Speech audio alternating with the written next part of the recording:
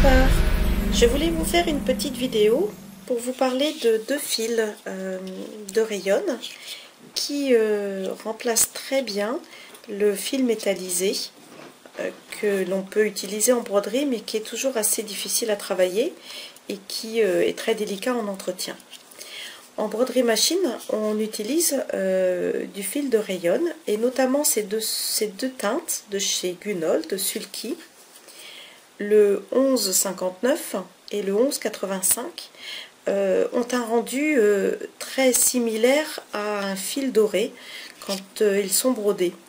Je pensais donc vous les proposer en broderie main pour obtenir ce même rendu de broderie métallisée, tout en évitant les inconvénients du travail du fil métallisé. Alors il y en a un qui est un petit peu plus vif que l'autre, le 1185.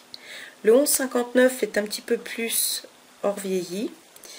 Je vais travailler avec le 1185 et je vous montrerai à la fin de la vidéo le contraste entre les deux, le rendu, la différence de rendu entre les deux.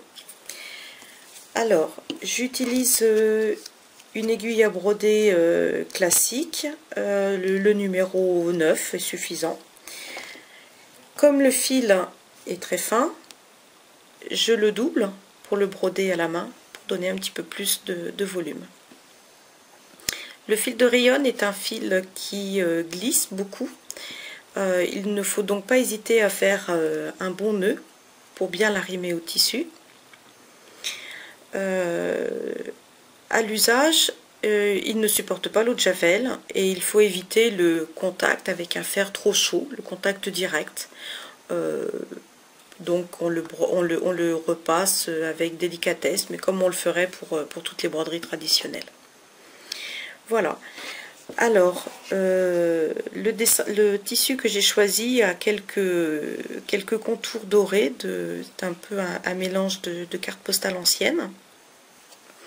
Et donc je voulais faire ressortir ces motifs dorés. Je vais donc faire ici un point de chaînette. Alors j'ai déjà monté mon fil. Alors, je commence un tout petit peu en dehors de mon bâti. Comme ça je sais que le nœud sera en dehors du tissu.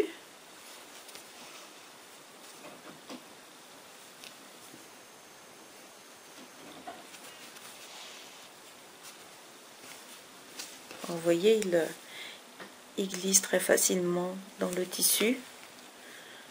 Il se manipule donc beaucoup plus aisément qu'un fil métallisé. Et vous verrez qu'à la fin de la broderie, le rendu sera réussi.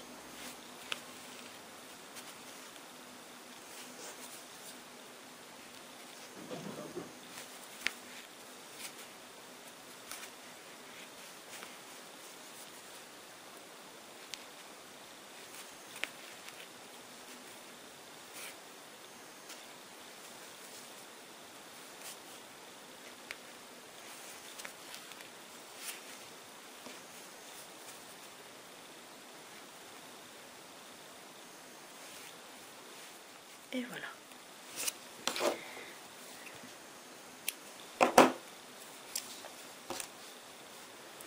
Il faut remarquer en même temps qu'au dos de la broderie, j'ai pas utilisé de la toile à beurre, mais de lin tissé qu'on utilise en couture, notamment les cols de veste, et qui s'appelle là du Vilaine, et que vous pouvez trouver dans n'importe quelle mercerie. C'est de lin tissé. On met ça aussi au dos des broderies machines pour donner plus de tenue au tissu. Donc c'est très souple, on peut écrire au crayon de papier dessus sans problème, et puis ça a vraiment une très bonne tenue. Ça remplace parfaitement la toile à beurre en étant plus fin peut-être et plus agréable au toucher. Alors voici le rendu entre les deux bobines. Donc ici le jaune clair et ici le jaune un peu plus vieilli. Donc à côté du dessin du motif en doré, on on a vraiment cet effet un peu ancien, un peu précieux, un peu désuet, que j'avais envie de donner à mon étui à ciseaux. Et je trouve que, en tout cas, travailler avec un fil de rayon est beaucoup plus confortable que travailler avec un fil métallisé. Sans compter qu'au niveau du coût, c'est sans comparaison. Je vous mettrai sur mon blog les références des bobines. Donc c'est de la marque Gunold Sulky. Et je